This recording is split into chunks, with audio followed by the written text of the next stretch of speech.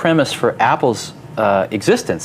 is to come up with better တခါလေ products. အောင်မြင်မှုဆိုတာစာတင်ငန်းတွေကမရနိုင်တဲ့အရာပါတချို့ကပြက်ကွက်မှပဲအမတန်တန်ဖိုးရှိတဲ့အရာတွေကိုဖန်တီးတက်ကြပါတယ်သူ့နာမည်ကတော့ Steve Jobs ပါလူတဦးတည်းနဲ့ကဘာတစ်လှည့်ကိုပြောင်းလဲခဲ့သူပဲဖြစ်ပါတယ်ဒီနေ့ကတော့ဘလို့လမ်းကြောင်းနဲ့ Apple ကိုထူထောင်ခဲ့တာလဲဘလို့နည်းနဲ့မတိတာတဲ့ကောင်းလေးတယောက်ကကဘာကိုရှုပ်ထွေးအောင်ဘလို့လုပ်ခဲ့တာလဲဒီအကြောင်းအရာကိုအတူတူတော့ကြည့်ကြစို့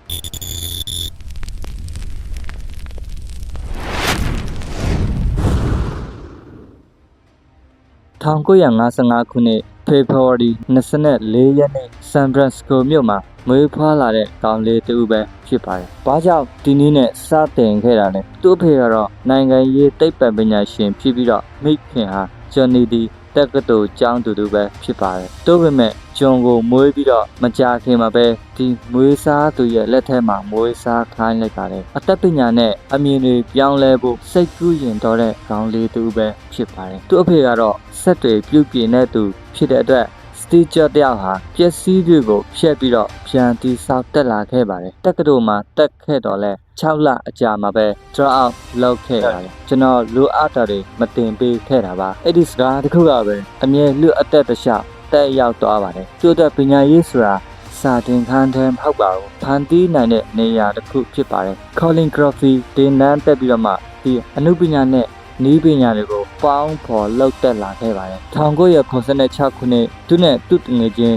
Steve Wozniak နဲ့ပူးပေါင်းပြီးတော့ Apple Computer Company ကိုတည်ထောင်ခဲ့ပါတယ်သူတို့ရဲ့ Ogret ထက်ကအိမ်ထဲမှာပဲစတင်ခဲ့တဲ့အစမ်းကွန်ပျူတာတစ်လုံးကပဲနောက်ပိုင်းတော့နီးပညာသမိုင်းကိုပြောင်းသွားစေခဲ့တယ်သူ့အသက်ကတော့23နှစ်ရှိနေပေမဲ့ကမ္ဘာအနာဂတ်ကိုပုံဖော်နေသူဖြစ်လာနေပါပြီ Apple ရဲ့စတင်အောင်မြင်မှုရဲ့နောက်ကအခက်အခဲတွေမပါပါဘူး1985ခုနှစ်တွင်သူတည်ထောင်ခဲ့တဲ့ဒီကုမ္ပဏီကနေကိုယ်တိုင်နှုတ်ထွက်ရပါတယ်သူ့ကိုသူတင်ထားတဲ့ CEO ကပဲထုတ်လိုက်ပါတယ်တခါတလေမင်းရဲ့အိမ်ကနေနင်ထုတ်ခြင်းဟာမင်းရဲ့အနာဂတ်အိမ်ကိုဒီဆောက်စီတက်ပါတယ်ပြီးတော့သူဒီ net ကိုတည်ထောင်ခဲ့ပြီးတော့ visa ကိုဝယ်ခဲ့ပါတယ်နောက်ပိုင်း Apple က net ကိုပြန်ဝယ်ခဲ့ယူပြီးတော့ဂျွန်ကိုပြန်ခေါ်ခဲ့ပါတယ်ပြန်လာချိန်မှာတော့သူဟာသူအောင်မြင်မှုကိုဖန်တီးသူဖြစ်နေပါပြီဒီလိုနဲ့ပဲ iMac iPod iPhone iPad တို့ဟာဒီနာမည်ကလူဘဝအသွင်မှာအကျိုးသက်ရောက်မှုဖြစ်လာခဲ့ပါတယ်သူအသွေးတစ်ခုတည်းနဲ့တောင်လူအနေနဲ့ဒီပညာနဲ့နေထိုင်ပုံကိုပြောင်းလဲသွားခဲ့တယ်ဒီဇိုင်းဆိုတာမျက်စိနဲ့မြင်ရတာမဟုတ်ပါဘူး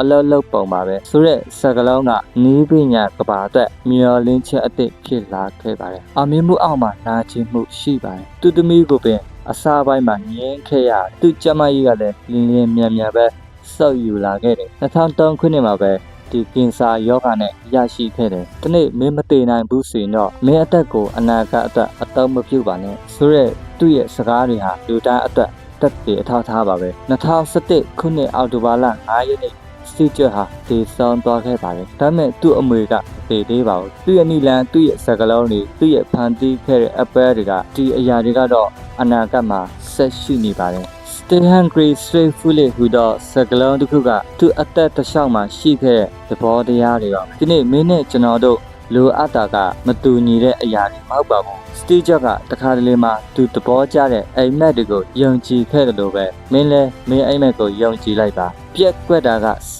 တင်ခြင်းပါပဲမဖြစ်နိုင်တာကိုဖြစ်အောင်လုပ်မဲ့ဆိုတဲ့သူတွေကတမိုင်းထဲဝင်သက်ကြပါတယ်ဟုတ်ကဲ့ဒီနေ့တော့ Steve Jobs ရဲ့အကြောင်းတစ်စိတ်တစ်ပိုင်းကိုကျွန်တော်ပြောပြတော့တာပဲဖြစ်ပါတယ်好，အားလုံးပဲကျေးဇူးတင်ပါတယ်ခင်ဗျာ